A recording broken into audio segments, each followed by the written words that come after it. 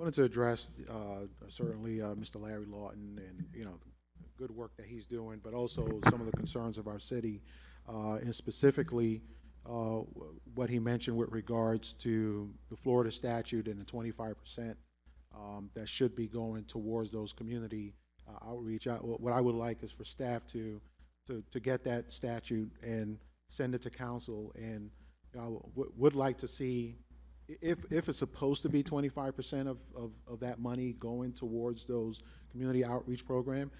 I think that's something that we should work towards and start looking for really good programs that can help our youth and our community. That's one thing.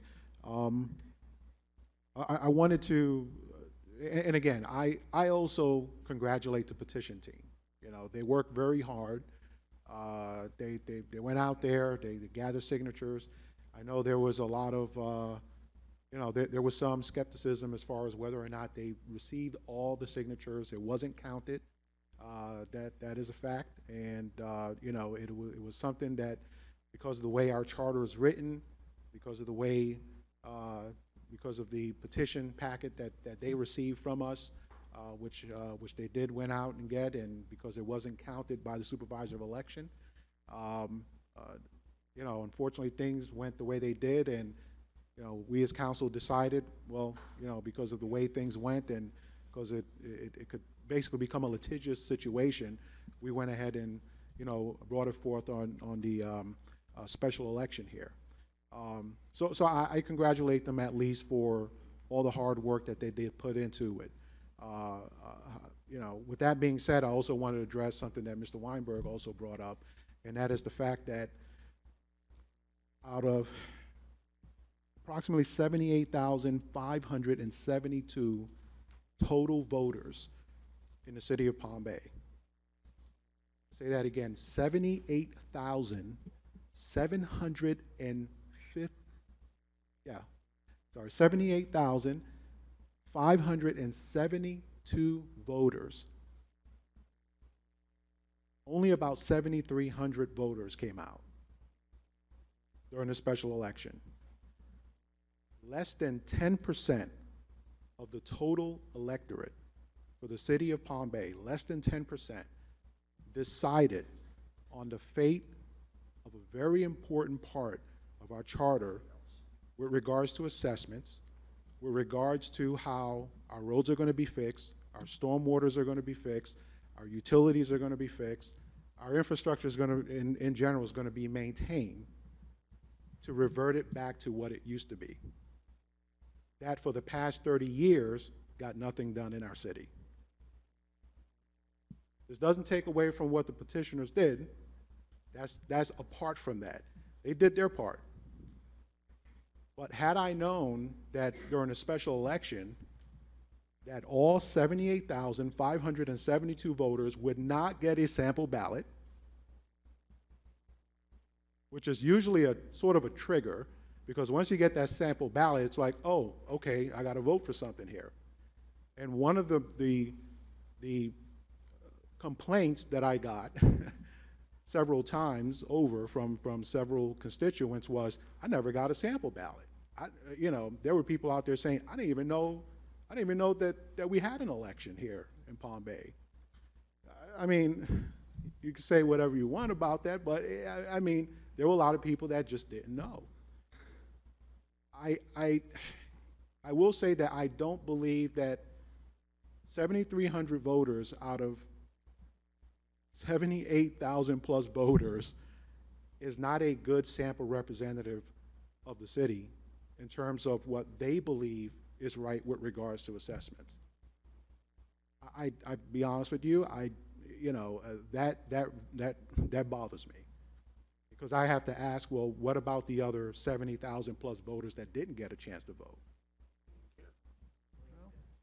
I mean, we can chalk that up to a lot of things. Either they didn't care, they didn't know, I mean, several things, right? But I do know this, that if you look at the numbers of voters that came out in 2016 and in 2018 and that will come out in 2020, I bet you it's going to be very close to 78,572 voters. I bet you it's going to be a lot closer to that.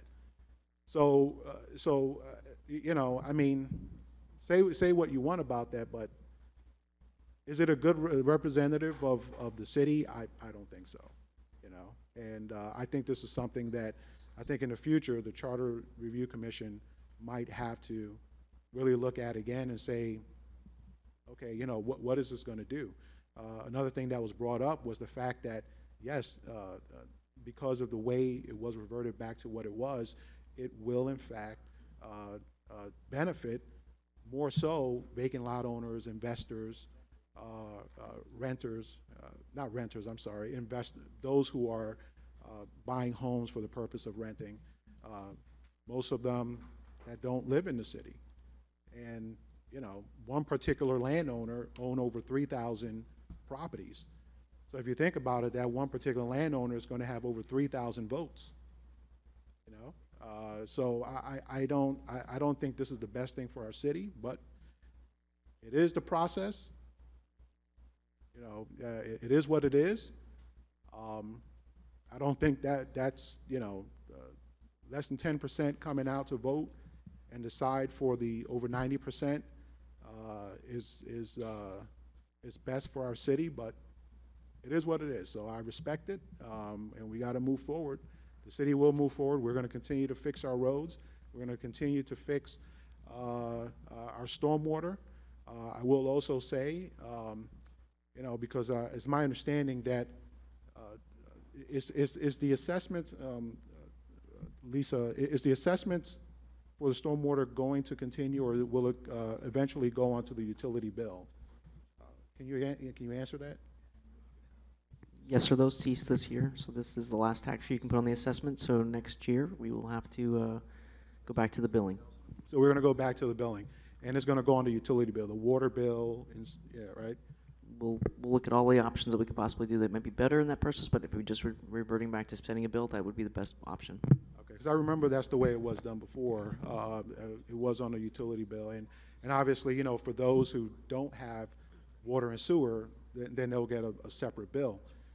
And you know, it's just, I got to ask the question, with over 70,000 people not voting and probably don't know what, you know, that this happened, I wonder that when they get that utility bill and they see that extra cost, and they're going to say, what is this? And then we're going to have to say, well, this is exactly what happened. This is why it happened. And then you're going to have those who's going to get that separate bill. And I remember when the stormwater assessment was happening, and I had talked to several people, especially most of them that lived out in the Southwest, some of the Southeast area that don't have city water and city sewer. And, you know, I've been told by a good handful of them that said, yeah, I used to get that bill all the time. I just chuck it away. You know, like I said, I don't think it's the best thing for the city, but nevertheless, I'm confident that the city will continue to move forward, and I'm confident that ultimately, I think, you know, we're gonna do what we have to do, and that's all I have to say about that.